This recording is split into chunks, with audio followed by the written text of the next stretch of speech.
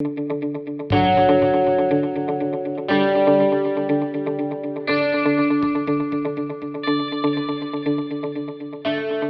you some questions, and then you'll maybe hope that I couldn't connect. Oh, come on. I'm looking forward to that.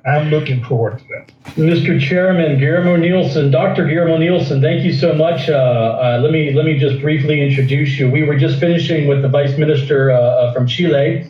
A very interesting, as you can imagine, a very, very focused presentation on the role of renewables for recovery in Chile. Obviously not being a producer of hydrocarbons, they've pivoted very strongly to the energy transition. Well, let's talk about YPF, and we're so pleased. We had hoped to have, as with everyone here, Guillermo Nielsen joining us in La Jolla for the La Jolla conference.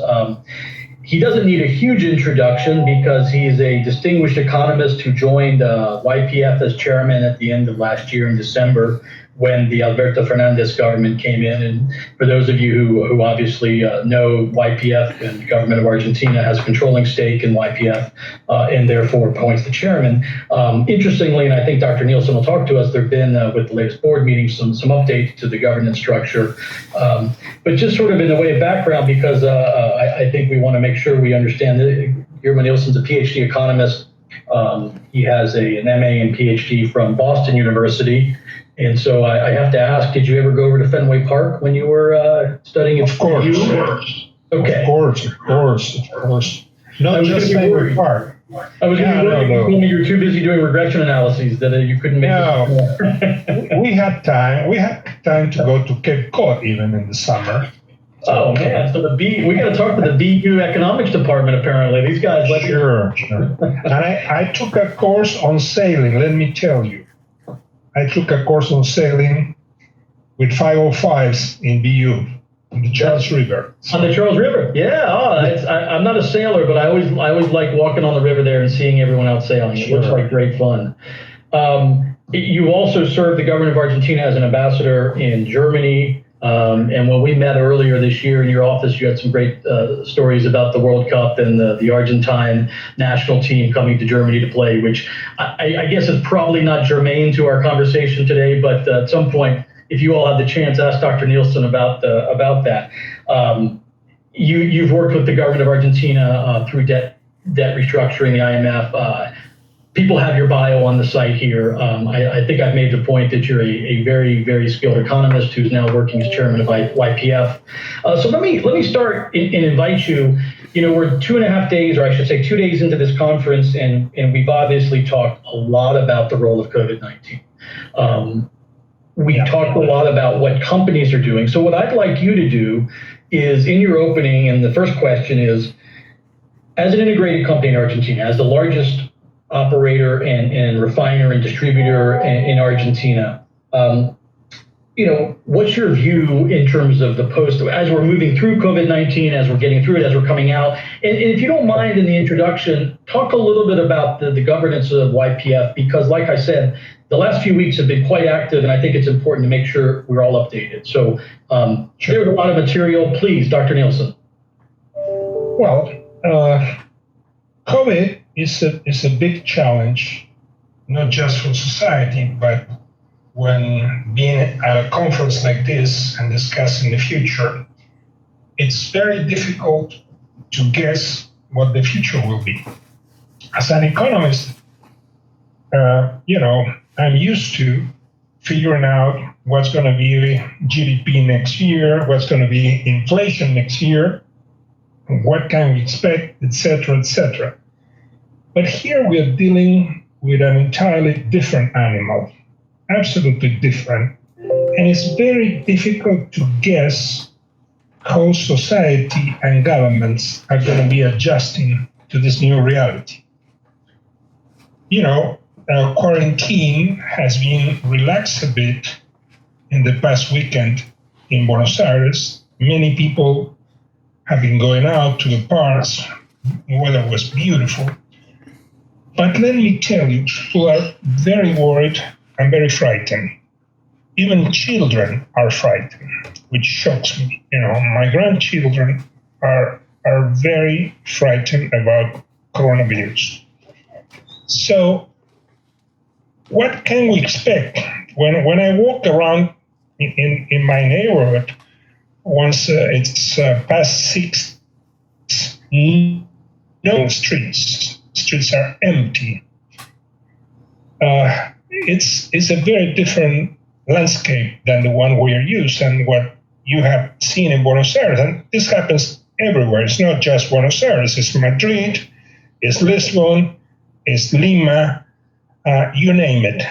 All over the world, we have a situation in which habits and this main habit of we as human beings being a social animal is really challenged. This obviously has an impact, a very strong impact in certain industries. I would say number 1, airlines. Number 2, hotels. There's absolutely no tourism. And this meeting, for example, we should be staying all together and enjoying the beauty of La Jolla. And here we are. We are all talking to a computer.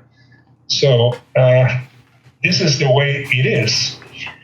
And this, how long will it last? Because it's very clear that as long as different forms of quarantine and the build-up of fear in the minds of people work against our industry. People do not consume fuels, do not consume gas.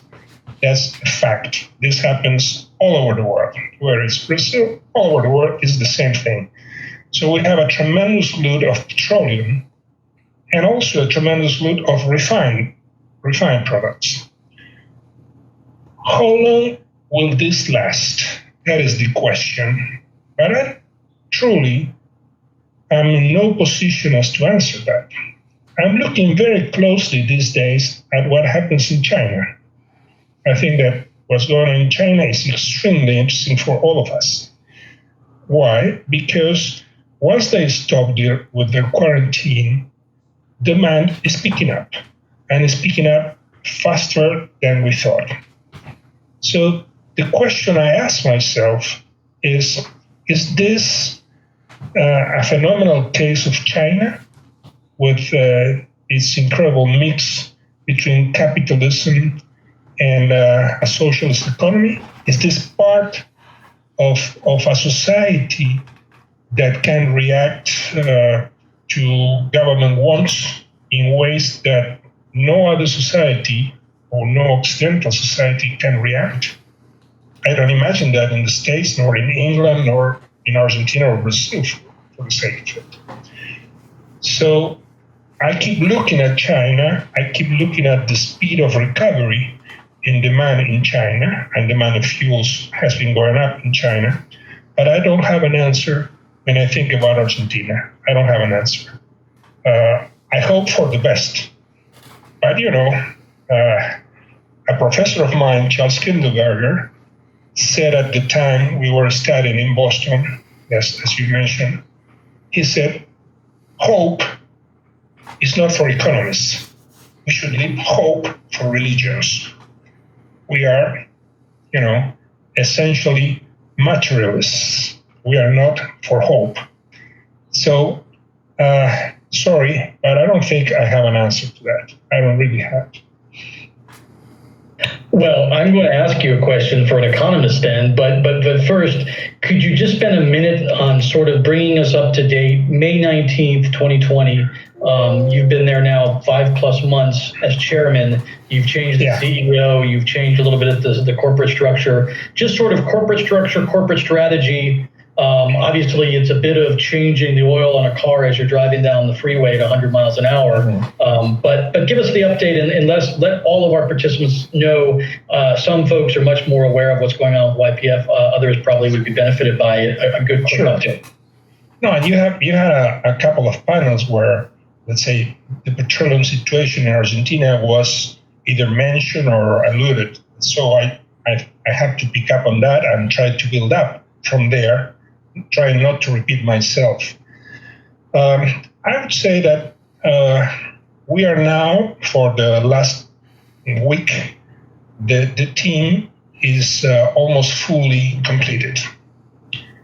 And there is a strong coincidence between the CEO that has just been appointed, Mr. Affronti, which is someone that would say is born and grew up in YPF, although he also worked for Repsol, he also worked for Vista, but he's essentially from the family of YPF, as they are all the other different vice presidents that joined in the company during last week.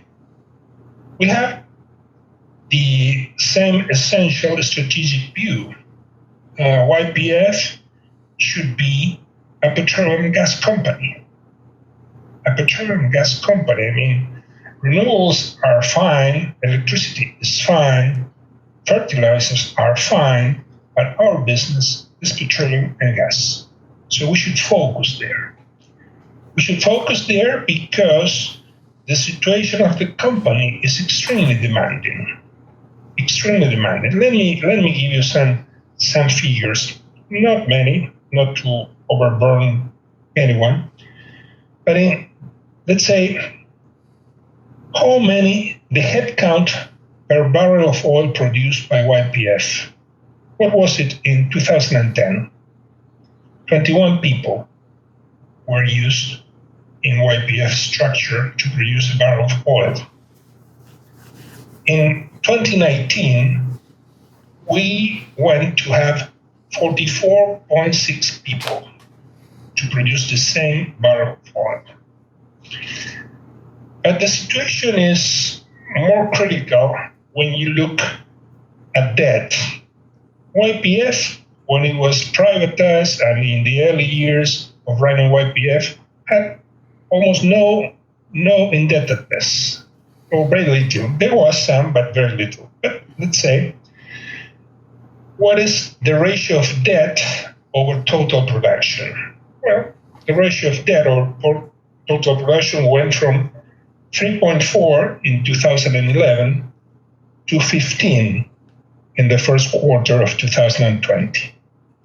So these are the realities that we have to deal with, and this is what we have to change. YPF cannot go on with this level of debt. It cannot go on with so many heads in the company to produce less petroleum. So, we have to really turn around the company, and this is going to be a major task. This is not a small task. And we have to do this in the context of an extremely difficult country and on an extremely difficult economy, that is the Argentine economy. The government, both the government of Alberto Fernandez and the last part of the government of Mauricio Macri, they both had to fight against inflation.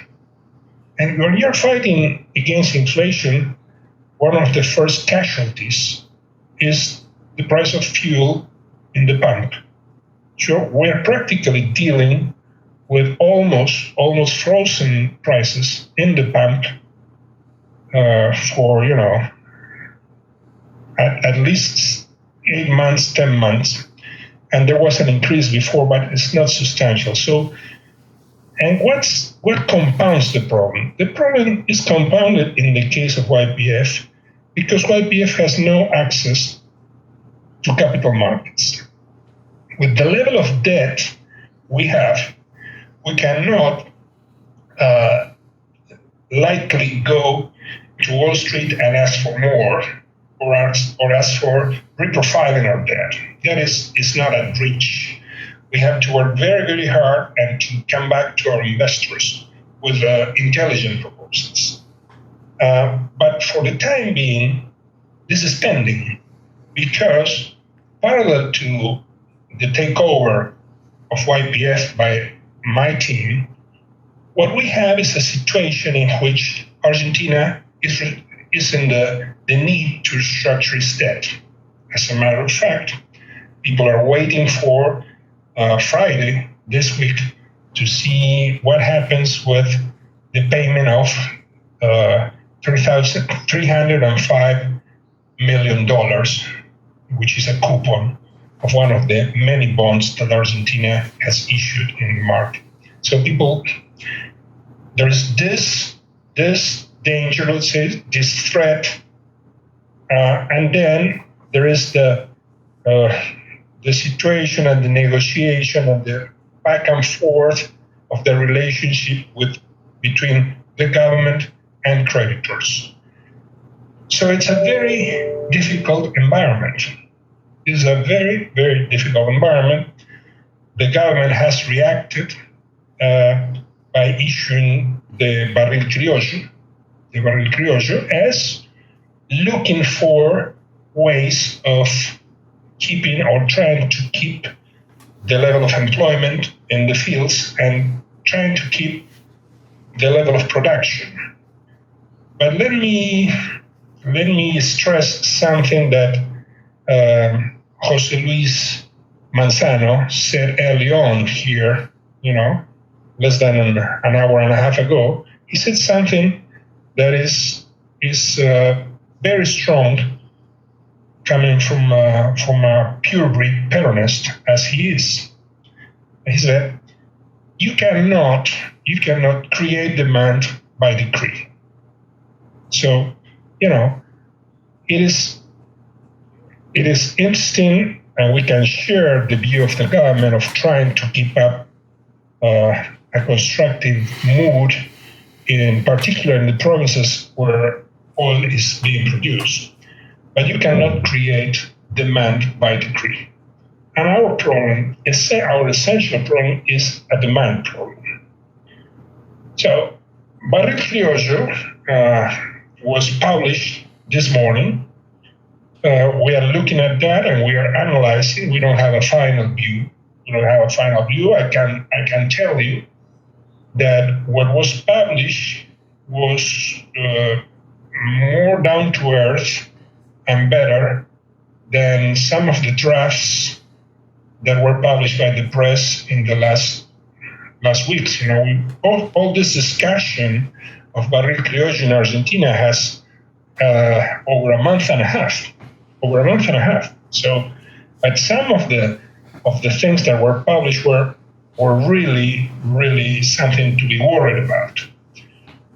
I'll tell you the view from YPF, but first of all, so that we are on the same line, all of us on the same line. Barril Criollo means trying to give a higher price to domestic petroleum.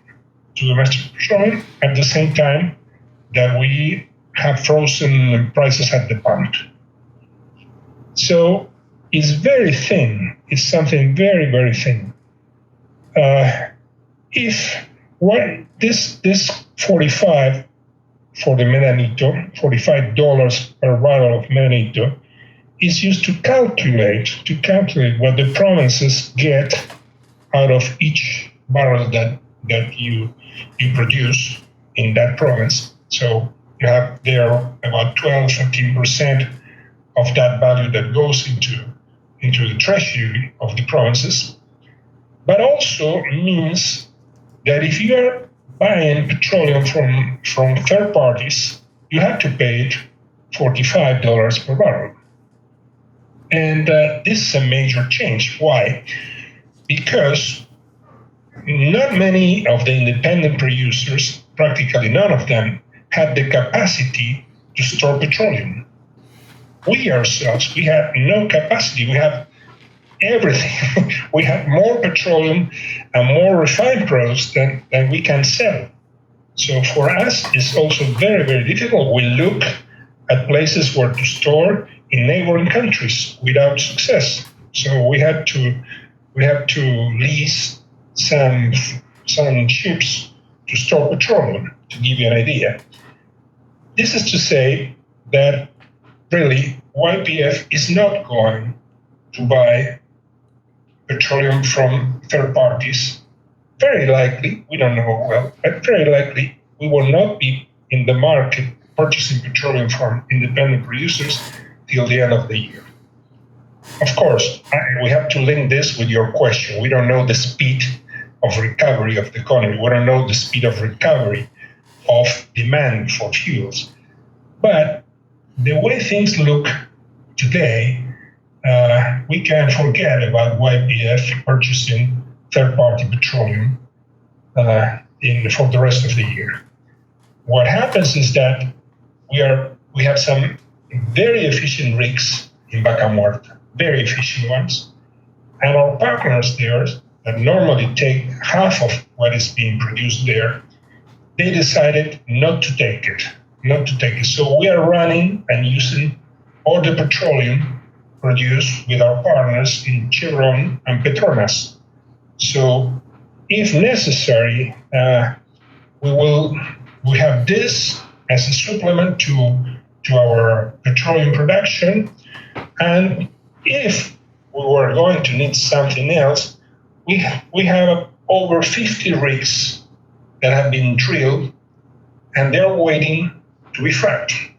So, we are certainly not going to be in the market for petroleum for the rest of the year.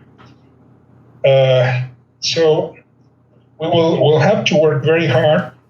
At the same time, one other issue that I would like to bring to this conversation is the fact that when you talk about barril criollo, it does not mean the same for all refineries.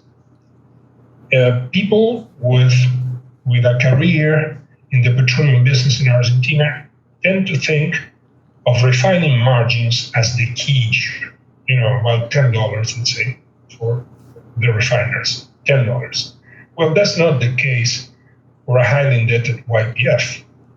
We have to have, since we have no other source of funds than what we get at the pump, we need to have higher refining margins, because we have to include the financial dimension in terms of the needs we have. We have to foot the bill in March, by the end of March next year, of $1 billion bill. So we have that. So we will manage, no doubt. But the needs we have are very different from the needs of our competitors. There are competitors that can manage very well with a traditional refining margin. YPF needs a higher refining margin. So let's. I think stop here. Yeah. So you've laid out. I mean, in fact, you've answered about 5 more of my questions. But let's. Well, they're intertwined. They're intertwined. No. There's no start and there's no finish. They're all in. Yeah. I think a couple things I want to get to natural gas, but just to finish this barril criollo, because the decree. So, like you said, now we have the official decree. Now we know what the decree says. So it's through I understand it's through the end of the year, $45. But I think it's an important point, like you mentioned. I mean, YPF as the largest player in the market, integrated player, and you've emphasized the debt burden. So I can't imagine that the barril criollo is necessarily a great thing because of the frozen pump prices and all what you've already been absorbing in terms of the costs. So I know it's new, but are you optimistic? It sounds like it, but just to confirm, you're more positive about barril criollo than you were a few days ago? I'm more positive. I read it once. This was published this morning. I read it once, and it's far better than things that were published as what was meant to be the decree weeks ago or days ago. I mean, it's a far better, it's better crafted and a bit more down to earth. So it is imposing requirements for production, but at the same time they say, well, but there is the Corona bid also. So it's not written in an I would say Stalinian from Stalin type of drafting. It's something not that kind of decree. No, it's more give some leverage for the companies that have to distilled petroleum. Yeah. Let's see. One point that I missed, that I don't want to miss. Okay. I think for all of us to be in the same line is normally in normal times YPF buys about 20% of the petroleum it processes. 20%. Well, that's not going to be the case for the remainder of the year. That's an important point. So we're running out of time, and I invite you to join us for Juan Jose Carvajales, who hopefully will make sure he fills in the blanks on the decree and sort of where the government will obviously offer the government perspective. But I want to make sure we talk. I mean, the issue of natural gas, the issue of Vaca Muerta, the issue of LNG exports. Jose Luis Manzano referred a couple times earlier today to La Propuesta Nielsen. But the question I have here is, and this is a question we posed to some other folks, is the idea of Argentina moving to become an LNG exporter? I mean, this is something been talked about for years. I think that was before of the Propuesta Nielsen. Where does that stand? And let me just add one final piece. You made a lot of noise or headlines in Davos talking to your Brazilian colleagues about a potential pipeline. Does the wave of COVID and the just huge change in the structure of the market right now put all of that on hold? I wouldn't say that that's being put on hold. I think very few subjects, very few investment ideas survive to this context we are going through now, of course. And it's the timing is not helpful for us to be more concrete at this point in time. Certainly, in LNG, which was something that was discussed, and I looked thoroughly to this in the early months in the office, we don't see room for that to fly. We don't see the room for that to fly. It's easier to get to our neighbors' markets through pipes. But then again, that will depend very much on what happens to the Brazilian gas market. And I heard the Brazilian panel early this morning. I found it very, very interesting. All the issue of deregulation of the Brazilian gas market is something that we are looking at closely. But it's certainly, that is a very important market, a potential market for us. So hopefully that will still go on. LNG, I don't see it. Without revealing any secrets, since the meeting with the finance minister in Davos, have you continued conversations with Brazilian colleagues on that pipeline? I won't elaborate further.